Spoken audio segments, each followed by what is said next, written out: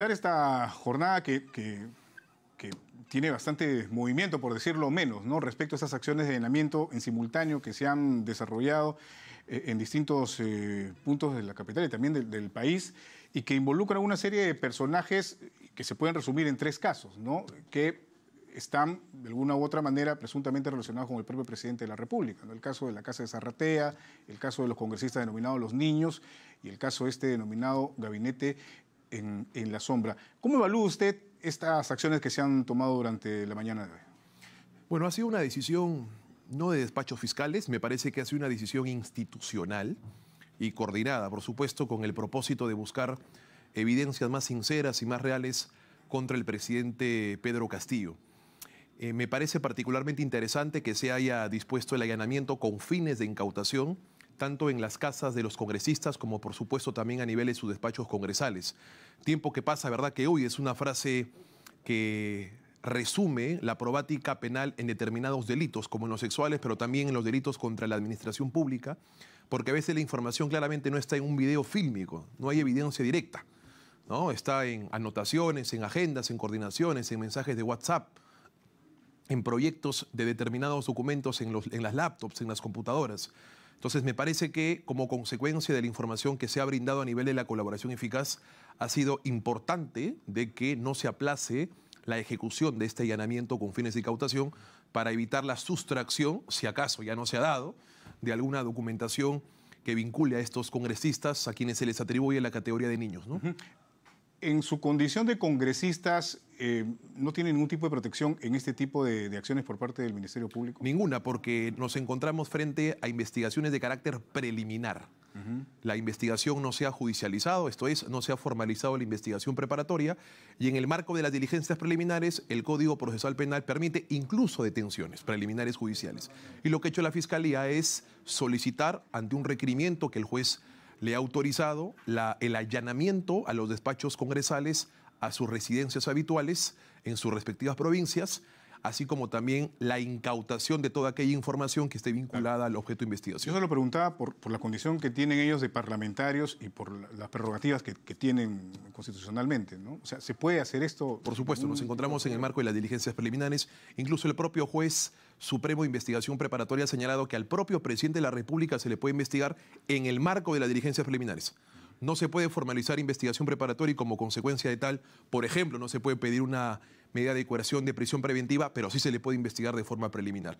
Y esto tiene un sentido sistémico, porque postergar la investigación a congresistas o al presidente de la República de acá a 4 años, al término de la función, sustrae la evidencia. Entonces, lo que se quiere es, al contrario, cautelar la información, cautelar la documentación, cautelar la evidencia, de cara al futuro, ¿no? ¿Tiene lógica entonces estas acciones del Ministerio Público en el sentido de estos casos que hemos mencionado? ¿Hay relación entre sí, por supuesto, y hay un común denominador, ¿no? Es la información de colaboradores eficaces que aparentemente están entregando información importante. Por ejemplo, un caso que me parece bastante novedoso es la detención preliminar judicial, entiendo, contra 6 personas a quienes se ha calificado como el gabinete en la sombra. Vamos a ver qué tan exacto es esto, porque usualmente cuando se hace o se solicita un requerimiento de detención preliminar judicial por organización criminal es por un término de 10 días, ¿no es así? Y el nivel de exigencia probatoria es muchísimo más relajado que una prisión preventiva, que se exige un estándar de sospecha fuerte. Para una detención preliminar judicial se requiere un estándar básico, una sospecha atendible, una sospecha razonable. O sea, el nivel de impacto probatorio no es tan alto.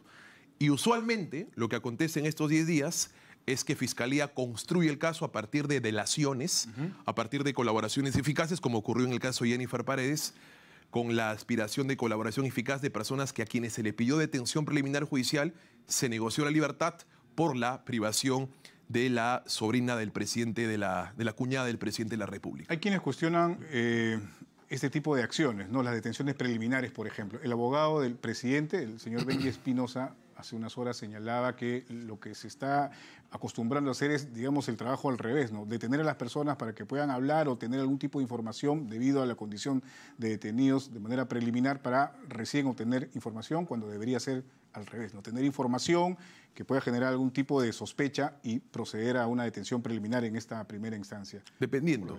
A veces se investiga para detener, pero en algunos casos al tratarse de casos de organización criminal, en donde la información surge de pronto, de manera inmediata, por encargo de un colaborador eficaz, la información puede sustraerse, porque hay una organización que trae detrás de esto.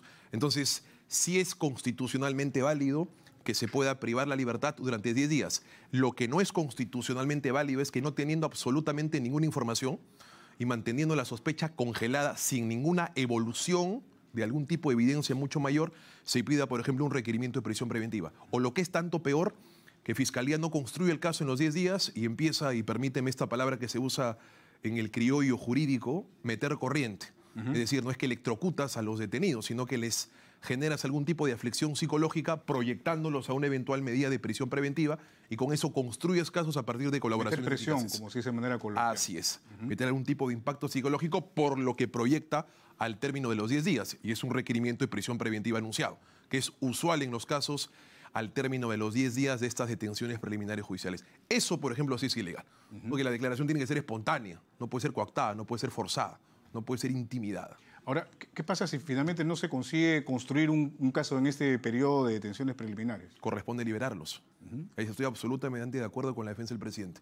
¿No se transgrede ahí derechos fundamentales de las personas? El nivel de estándar para una detención preliminar judicial es un estándar a lo que la Suprema Corte y nuestro legislador penal ha denominado como un estándar de sospecha plausible. Esto, en términos sencillos, para que la opinión pública lo entienda, es una sospecha atendible, razonable, merituada. Bien, si es que en estos 10 días no se encuentra ninguna información como consecuencia de la incautación, no se encuentra ninguna información en los celulares, no se encuentra ninguna información en las computadoras, en las laptops o en cualquier otro vestigio que la Fiscalía haya encontrado a propósito de la incautación, la sospecha está congelada. Las mismas razones por las cuales pediste, tienes al término de los 10 días. Corresponde como consecuencia, si el fiscal es objetivo, de que los libere y no pida ninguna prisión preventiva. Quizás un impedimento de salida o una comparecencia, pero no una prisión preventiva. ¿Se podría volver a solicitar por parte de la Fiscalía nuevas detenciones preliminares si es que no se encuentran, digamos, algunos indicios, como usted señala, de todo lo que se incauta en los allanamientos? Sí, por supuesto. ¿A las mismas personas? Igual? Por supuesto. Puede hacerse contra las mismas personas e incluso con algunas otras.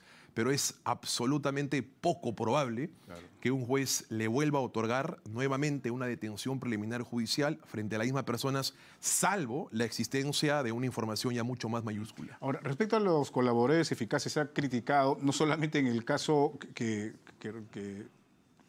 los casos que se le investiga al presidente de la República, en pasado reciente se han dado también una serie de críticas y ataques a los colaboradores eficaces, el caso Lavajato, Odebrecht, en fin. ¿Qué características debería tener o qué condiciones debería tener un colaborador eficaz? Porque se habla mucho de que el colaborador eficaz, en primer término, debe admitir que participó de la comisión de un delito. Debe otorgar pistas, pruebas, indicios, documentarios, en fin, de audio, video, no sé, para de alguna manera probar lo que está diciendo. Y esta información se debe corroborar de repente con algunos otros aspectos propios de la investigación fiscal. ¿Es así esto o no? ¿O no necesariamente? A mí me parece que de un tiempo a esta parte, y lo sostengo con el máximo de los respetos a mis colegas de la persecución, hay una excitación, un apresuramiento por construir colaboraciones eficaces e ineficaces. Para que a un colaborador se le otorgue una propuesta de beneficio premial, te retiro de la investigación, no te acuso, no te pido una prisión preventiva y te trato de una forma muchísimo más generosa, el nivel de información tiene que ser absolutamente diferente. Eso es lo que yo en la academia sostengo como una información exclusiva y excluyente, que solamente la tenga el colaborador eficaz. Dime qué tanta información poderosa me entregas y te diré cuál es el beneficio premial que recibes. Si es que la información es mínima, no ayuda, no es exclusiva, no es excluyente, no tienes por qué otorgar un acuerdo o un preacuerdo de beneficio premial, porque estás favoreciendo a un delincuente aceptado, a un delincuente incriminado o autoincriminado por su propia versión, sin ninguna consecuencia útil de cara a una investigación. Y en una etapa preliminar como la que nos encontramos en este momento, lo que diga un colaborador eficaz, en ese sentido, tiene esa carga, digamos, no sé, de prueba para ordenar detenciones preliminares. Por supuesto que sí, por supuesto que sí. Y el nivel de rigor, con tanto mayor razón, debe ser muchísimo más riguroso por parte del juez. Por ejemplo, en estas audiencias, en esta solicitud de detención preliminar judicial, es el juez quien evalúa intramuros, en su propio despacho, el requerimiento. sin debate. No hay una audiencia de confrontación con la defensa y los investigados. Eventualmente lo haría si es que piden un requerimiento de prisión preventiva. Pero esa solicitud, esa orden de detención, esa orden de incautación, esa orden de allanamiento es exclusivamente con la información contenida en el requerimiento fiscal. Con tanto mayor razón para que el juez pueda hacer un control de legalidad de la calidad de información del colaborador para poder detener a las personas. Claro. Es importante esa aclaración porque muchas personas podrían creer que la Fiscalía actúa sola, ¿cierto? Pero en realidad lo que hace la Fiscalía es solicitar, de acuerdo a los indicios que pueda recopilar, al juez que se tomen medidas como, por ejemplo, detenciones preliminares o allanamientos o incautaciones. De hecho, el propio presidente de la República hace unas horas en su cuenta de Twitter responsabilizaba a la Fiscalía por el estado de salud de su señora madre, ¿no?, que se encontraba de manera circunstancial en una vivienda que también fue allanada en San Juan del Lurigancho. Correcto, correcto. El juez, en las audiencias de detención preliminar judicial, o más propiamente en el requerimiento de detención preliminar judicial, se vuelve abogado del investigado. O sea, es una simbología lo que estoy manifestando, porque no hay audiencia, no hay confrontación. Y la probática penal no es una cuestión bíblica, porque el requerimiento dice que es, por tanto le creo, como si se tratara de una cuestión sacramental. Entonces, el juez debe hacer una evaluación absolutamente rigurosa, porque no encuentra de parte de la defensa y los investigados una oposición. Es una decisión a puerta cerrada, con tanto mayor razón para que, insisto, el nivel de calificación sobre la legalidad de la imputación, 1. 2. El nivel de rigurosidad en la comprobación de la información que principalmente es dada por un colaborador eficaz, tiene que ser, por supuesto, mucho más intensa, mucho más severa. Mientras más privatoria es la libertad, mayor severidad, claro, y mayor control riguroso por parte del juez. Sin duda. Con respecto al caso de los denominados niños, se ha discutido este tema de que se les digamos, atribuye haber negociado votos a cambio de algunos puestos o posiciones dentro de algunas carteras, algunos ministerios, ¿no? Se habría negociado esto, ¿no? Votos para no proceder con una vacancia, y luego de esto se daban algunos puestos en ministerios específicos. Algunos señalan que esto puede ser parte del manejo de la política dentro del sistema democrático. Otros señalan que es delito. ¿Usted qué considera? No puedo calificarlo aún, pero el lenguaje de las pruebas es finalmente lo que debe señalarse. Porque en efecto, yo por estrategia política puedo decidir finalmente no vacar a un presidente. Pero si es que ha habido un soborno, un pago encubierto, para ese propósito estamos ya frente no a una decisión política, sino a una consecuencia política producto de un pago, producto de una actividad ilícita. Y claramente eso no se va a comprobar con la declaración de un aspirante a colaboración eficaz. Debe existir acuerdos, WhatsApp, mensajes, coordinaciones, papeles, o votaciones grafías, en las propias sesiones del Congreso sobre específicos casos. Votaciones, pero como consecuencia de un soborno que esté necesariamente probado a través de un acuerdo, de alguna reunión, de alguna comunicación, de algún envío de mensaje. La sola comprobación a partir de un dicho de un colaborador, tratándose tanto más, como tú lo sostienes, de decisiones políticas que pueden ser necesariamente estratégicas y no por producto de una actividad de cohecho, tiene que probarse. Usted ha mencionado una palabra importante: si fuera un soborno que estuviera en medio de estas negociaciones, pero si fuera una negociación que tiene que ver con una cuota política, por ejemplo, te doy un voto a favor, pero colocamos a alguien, no sé, en un ministerio. No es delito. No es delito. Eso no o sea, es delito. es una cuota de poder. Así es. Presidente, te apoyo porque necesito presupuesto para mi región.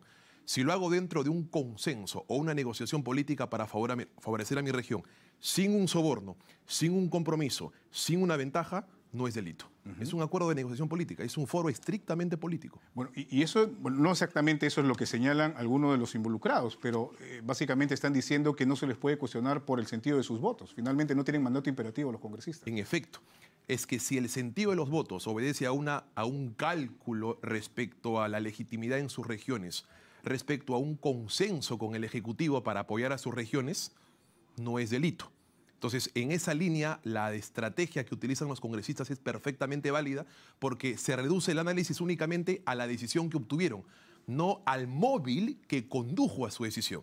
Si ese móvil es ilícito, la consecuencia es igualmente delictiva. En el caso del expresidente Pedro Pablo Kuczynski, cuando se revelaron los mamanivideos, ¿no?, que involucraban al excongresista Kenji Fujimori y otros integrantes de esta bancada que finalmente se apartó de la bancada de Fuerza Popular, también se hablaba de esto, ¿no? Votos a cambio de obras. En ese caso, o, digamos, ¿son casos similares o hay alguna diferencia con lo que estamos viendo actualmente? Es que en el caso de los mamanivideos habían acuerdos que no contenían un carácter delictivo, ¿de acuerdo? Es decir, no estoy sosteniendo con esto de que aquí se esté generando una coima, se esté generando un soborno.